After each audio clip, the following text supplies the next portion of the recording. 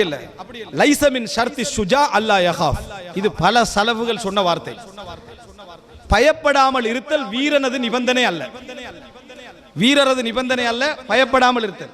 பயப்படாமல் இருந்தா தான் வீரன் என்று சொல்றது தவறானது. இந்த செய்திகளை பாருங்க. அல்லாஹு தாலா இப்ராஹிம் அலைஹிஸ்ஸலாத்தை பற்றி சொல்கிறார். இப்ராஹிம் அலைஹிஸ்ஸலாம் வீரர் என்றதுக்கு யாருக்கும் என்ன ஆதாரம் தேவையில்லை. இப்ராஹிம் அலைஹிஸ்ஸலாம் உட்கார்ந்து இருக்கிறாங்க, மலக்குமார்கள் வாராங்க. அவர் ஒரு கன்றை என்ன செய்யறாரு, அங்க சமைச்சு வைக்கிறாரு. அவங்களுடைய கைகள் என்ன செய்தில்ல, அந்த பக்கம் போகுதில்லை.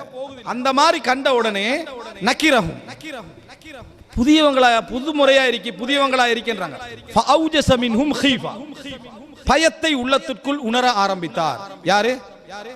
இப்ராஹிம் அலைஹிஸ்ஸலாம். ஃபஅவுஜஸ மின்ஹும் ஹீஃபா.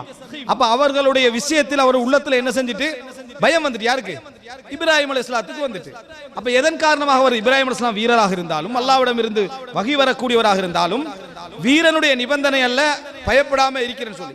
நிறைய பேர் வீரன் என்று காட்டுறதுக்கு போற பாட்டி தான் எனக்கு பயமே இல்லை அப்படின்னு சொல்ல பாக்குறது.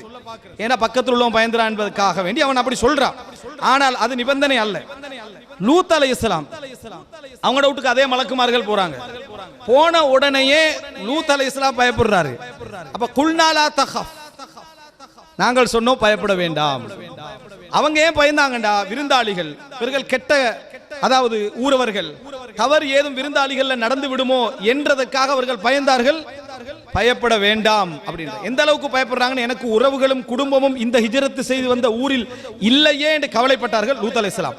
அப்ப மலக்குமார்கள் சொல்றாங்க பயப்பட வேண்டாம், அவங்களை அழிக்கத்தான் நாங்கள் என்ன செய்திருக்கிறோம், அனுப்பப்பட்டிருக்கிறோம் என்று ஆறுதலை கொடுத்தார்கள் என்று பார்க்கிறோம்.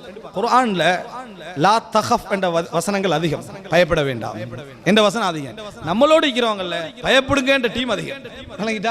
குர்ஆன்ல எடுத்துக்கிட்டே லா தகஃப், பயப்பட வேண்டாம் அப்படி என்று சொல்லி லூத் அலைஹிஸ்ஸலாத்துக்கு சொல்லப்படுகிறது.